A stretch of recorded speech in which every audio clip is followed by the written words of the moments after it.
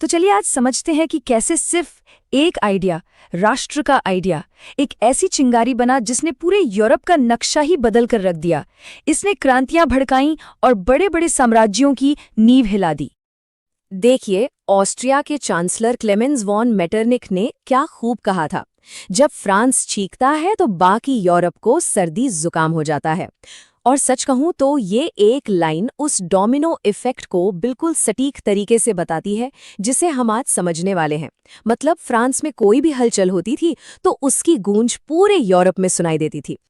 तो हमारी कहानी शुरू होती है 18वीं सदी के आखिरी में। जरा उस दौर की कल्पना कीजिए। आज जैसे देश नहीं थे, तब थे बड़े बड़े साम्राज्य जहां कई भाषाएं बोलने वाले लोग रहते थे।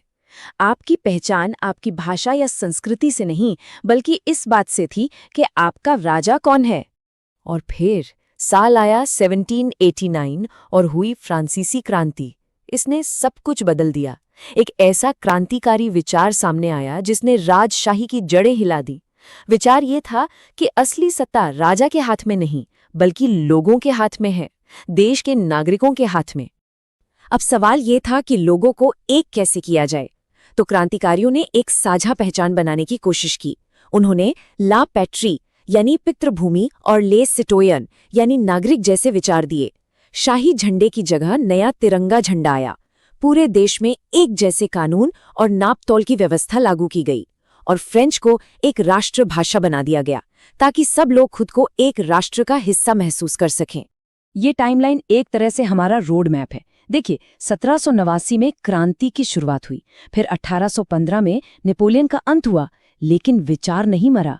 1830 और 1848 में पूरे यूरोप में विद्रोह की लहरें उठीं और आखिर में 1871 तक जर्मनी जैसा एक नया शक्तिशाली देश दुनिया के नक्शे पर आ गया। क्या कमाल की सदी थी। तो ये क्रांतिकारी विचार फ्रांस से बाहर कैसे फैला? और यहीं कहानी में एक मजेदार मोड़ आता है। जिस शख्स ने फ्रांस के गणतंत्र को खत्म करके खुद को सम्राट घोषित कर दिया, वही नेपोलियन बोनापार्ट अनजाने में इन क्रांतिकारी विचारों का सबसे बड़ा एक्सपोर्टर बन गया।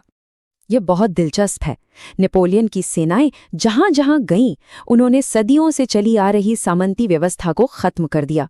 जन्म के आधार पर मिलने वाले विशेषाधिकार खत्म कर दिए। उन्होंने नेपोलियनिक कोड लागू किया, जिसका मतलब था कानून की नज़र में सब बराबर। इसने यूरोप के पुराने सामाजिक ताने बाने को पूरी तरह से उधेड़ कर रख दिया। लेकिन सिक्के का हमेशा एक दूसरा पहलू होता है। ये सारे सुधार तानाशाही की नोक पर किए जा रहे थे।